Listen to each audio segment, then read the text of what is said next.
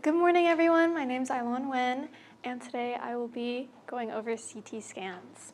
So I've heard that many of you guys have had CT scans, and probably more recently, but I wanted to go a little back in time to 1970. So imagine you've been having a lot of headaches recently, you go to your doctor, they use some conventional diagnostic measures like the X-ray pictured left to find out that you have a brain aneurysm. This is pretty worrisome as they can become life-threatening if they rupture, but from what the doctors can tell, it's nothing developed or serious, so they cannot operate on it. Now imagine the same case 1 year later in 1971 with the invention of the CT scanner. They can scan your brain and find out that the brain aneurysm was far more developed than they had initially thought, and thus they can operate it, and something that could have resulted in death is now prevented. This is a remarkable invention as it had the potential to save hundreds, if not millions, of lives. And so it kind of interested me in how this was implemented and administered. And so this led me to my research question on how did computed tomography, CT scan usage, and financial socialization in the 1970s create financialization and regulation issues prevalent in medical technologies today. So I just wanted to explore some prominent issues and kind of the precedent they left for other medical technologies to follow suit. So to frame my research, I will be utilizing Jennifer Stanton's methodology, and it's found in her research article, Making Sense of Medical Technologies. And so I think this quote kind of sums up her work very well, and its medical technologies fit into the wider power structures of medicine and wider society. Their images, uses, successes, and failures have to be seen in that light. So a lot of her work delves into all of the collective research done on medical technology, which concluded that medical technology has changed medical roles, it has physically changed the spaces of hospitals and laboratories, and it has helped develop specialization within medicine. But she goes further to conclude that medical technologies are becoming ingrained within the power structures of medicine, and so they need to be analyzed within that light. And I will specifically be utilizing this and applying it to CT scans and how they have, their growth has been intertwined with the overall growth of and power structure of medicine. So first, to give a bit of history, here pictured is Godfrey Hounsfield. He created the first CT scanner in 1971 with his partner, Dr. Alan Cormack, and he utilized two mathematical theories to create this. Pictured left is Johann Radon, and he created the 1917 mathematical theory called radon transform. And then pictured right is Stefan Kazmar's with his 1937 mathematical theory called algebraic reconstruction technique. So they utilized both these techniques, and they created the first CT scanner introduced to the public in 1971. This was highly popularized by 1972, and then just 2 years later in 1974, Robert S. Ledley developed a CT scanner capable of scanning the entire body. This was remarkable, and by the 1980s, there were millions of CT scans being conducted. So from my research, I found that there was three main problems that arose. First was that there was an overuse of CT scanners and kind of a misuse of them just because there was such a big demand for them. And then there was rising costs because each scanner cost around $500,000 to be installed.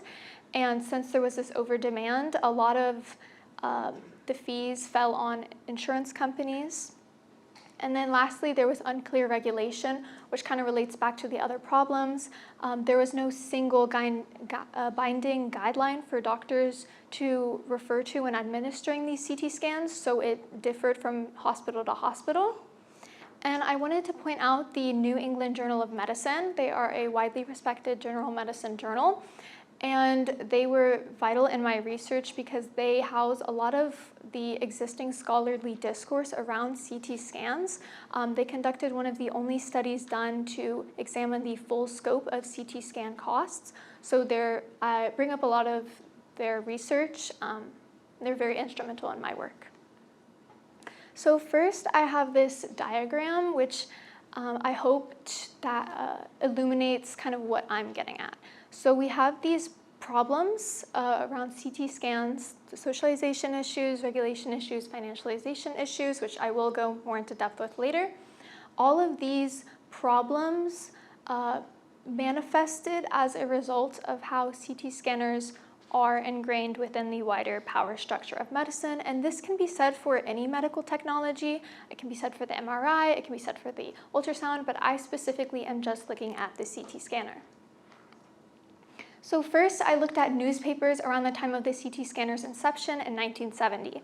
So a lot of authors were describing the CT scanner as a remarkable invention, as the most significant diagnostic advance, worth its weight in gold to physicians because it eliminated the need for exploratory surgery.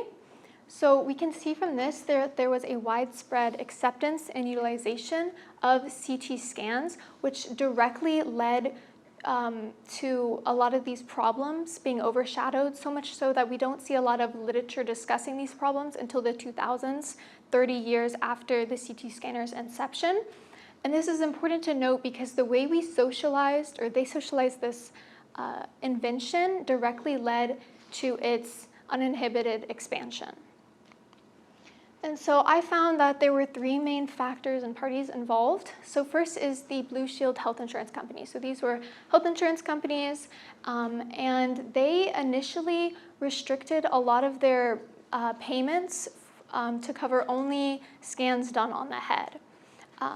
And then a lot of committees were held with doctors, and they concluded that CT scans were needed for other parts of the body, and they were willing to pay for these costs only if patients had a certain diagnosis or if they had done certain preliminary procedures. So overall, it was very strict in how they would pay for it. And this is important to note because insurance companies limiting access to these treatments via the payment creates inaccessibility through healthcare because a lot of these patients cannot feasibly pay out of pocket for these procedures.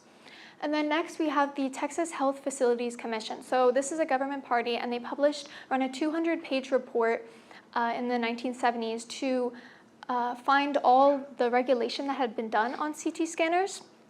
And the overall consensus was very convoluted, and there was nothing there was no overarching binding guideline. It differed a lot. And from this, it's important because there was this kind of status that was granted to CT scans and this prestige and this untouchability within the government. And we see this even today in 2023 with a lack of clear regulation around CT scanners. And then lastly, we have how the hospitals treated and administered CT scans, because there was a lot of studies done that showed that the way CT scanners were being installed was without regard for patients, and this was reflected in the way that the CT scanners, the rooms that they were being conducted in, the temperature of the room, the waiting time, how the doctors talked to the patients, overall the entire experience. And this is important because it reflects a larger power imbalance within medicine and how we're leaning away from patient-centeredness and influence. And so I just wanted to say that the power of medicine isn't just seen in the physical spaces of hospitals. It's personified in each interaction we as patients or as future medical officials have with medicine. And this is anything from how the front desk personnel treats us, how the doctors treat us, how the procedures go. And right now we see a very big prominent extension of medical power being through medical technology. And this isn't to say that medical technology is bad. It's revolutionary. It has saved millions of people's lives. But it's important to note that while it is revolutionary, it can also have consequences socially. So I also think it's important because this field of medical technology is only on the rise. We're only going to see it expand. So it's important we evaluate all of the factors. And future research could look at similar trends in other medical imaging technologies, such as the MRI or the ultrasound. And here are my references. Thank you.